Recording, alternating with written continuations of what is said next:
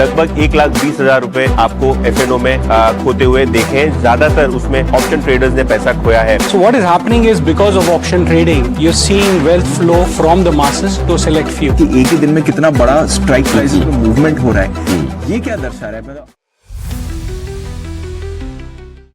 हमारे बड़े सयाने यही बोलते हैं कि स्टॉक मार्केट एक जुआ है, यहाँ लोग बर्बाद हो जाते हैं। Oh shit! No! It is possible, it is possible. नहीं, ऐसा नहीं हो सकता। कह दो कि ये झूठ है। और तो और अभी सेबी भी बता रही है कि 93% पीपल लॉस कर रहे हैं। ये तो लेटेस्ट न्यूज़ है। आज हम इसका रीजन एंड सॉल्यूशन दोनों देखेंगे।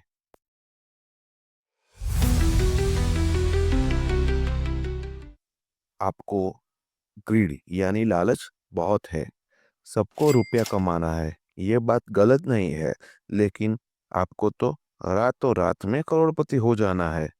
इस चक्कर में आप खराब कंपनी में इन्वेस्ट करते हो, वो भी कैसे? किसी दोस्त या रिश्तेदार के कहने पर। चलो एक बार समझते हैं कि वो हमारा बुरा नहीं चाहते हैं, लेकिन आप तो सोशल मीडिया पे दिखाई देने वाली स्टॉक की एड्स पे भरोसा करके इन्वेस्ट करते हो, कोई अननोन ग्रुप की टिप्स पे भी इन्वेस्ट करते हो।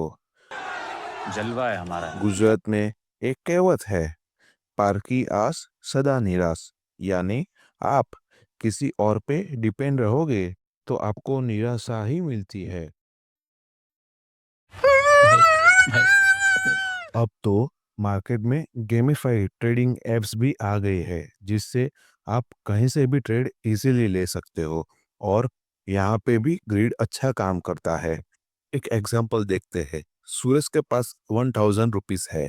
अभी सुरेश कंपनी के लंच टाइम में 1000 रुपीज के ऑप्शन बाय करता है और उसको 2x या 3x करने की सोचता है, और फिर सत्यानाश, वो नहीं काम पे ध्यान दे पाता है।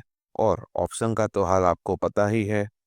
ऑप्शंस एक जीरो सम इंस्ट्रूमेंट है, यहाँ पे सिर्फ स्किलफुल ट्रेडर्स ही पैसे कमा पाते हैं, वो भी दिन रात मेहनत करते हैं।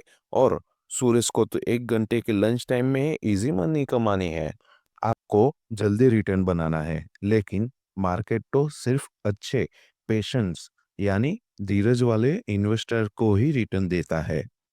आप कोई भी मल्टीबैगर कंपनी देख लो, उसको मल्टीबैगर रिटर्न देने में बहुत साल लगे हैं, जैसे कि Reliance, HDFC bank, Trent, HAL etcetera.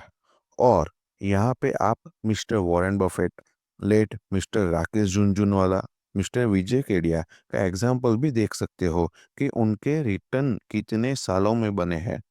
Warren Buffett तो ये भी कहते हैं कि शेयर मार्केट एक टूल है उन लोगों से पैसे लेने का जो लोग के पास धीरज नहीं है।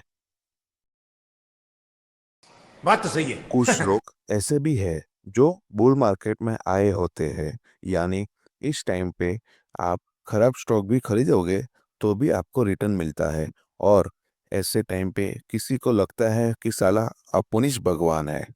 दिक्कत तो तब होती है जब बुल मार्केट खत्म होता है, तब ये वीक कंपनी के भाव बहुत गिरते हैं, आपका कमाया हुआ प्रॉफिट भी चला जाता है और कैपिटल भी साफ हो जाता है। और स्टॉक मार्केट में लोगों का एक नियम है, ये तो मालूम है ना आपको, कि सिर्फ प्रॉफिट दिखाना है, लॉस तो दिखाने के लिए थोड़ी होता है।